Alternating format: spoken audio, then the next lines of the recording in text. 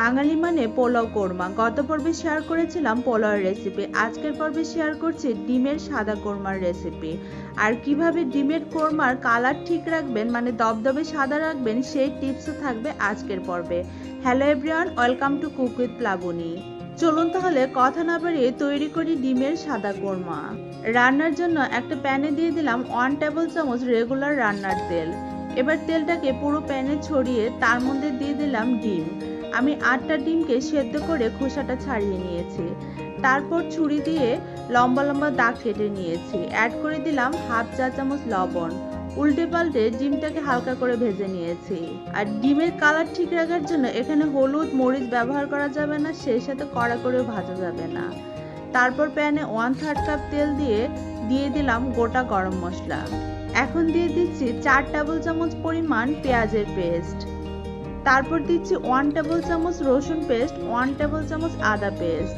নেড়েচেড়ে মশলাটাকে কিছুক্ষণ ভেজে দিয়ে দেব 1 টেবিল চামচ কাঁচা মরিচের পেস্ট। পরিমাণ মতো লবণ দিয়ে তারপর একে একে অ্যাড করে দেব 1 চা চামচ ধনিয়া গুঁড়া, 1/2 চা চামচ জিরা গুঁড়া।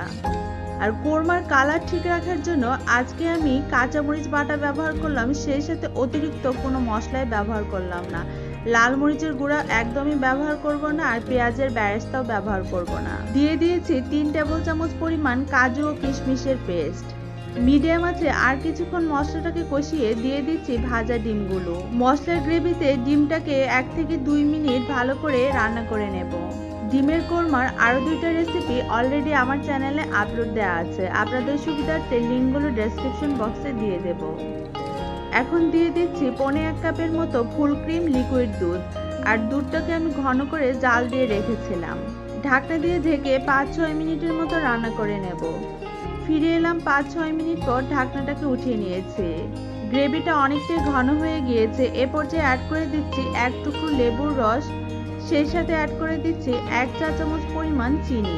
আর লেবুর রস ও চিনিটা অবশ্যই দিতে চেষ্টা করবেন, কারণ এই কোরমাতে আমি টক দই ব্যবহার করিনি, শুধু দুধ দিয়ে রান্নাটা করেছি।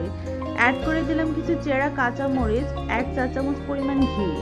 এবার ঢাকনা দিয়ে ঢেকে আবারও 2-3 মিনিটের মতো রান্না করে নেব। ফিরে এলাম 2-3 মিনিট পর, ঢাকনাটাকে উঠিয়ে নিয়েছি, সেই সাথে আমার রান্নাও কমপ্লিট। এবার আমি এটাকে একটা সার্ভিং ডিশে সার্ভ করে নিচ্ছি।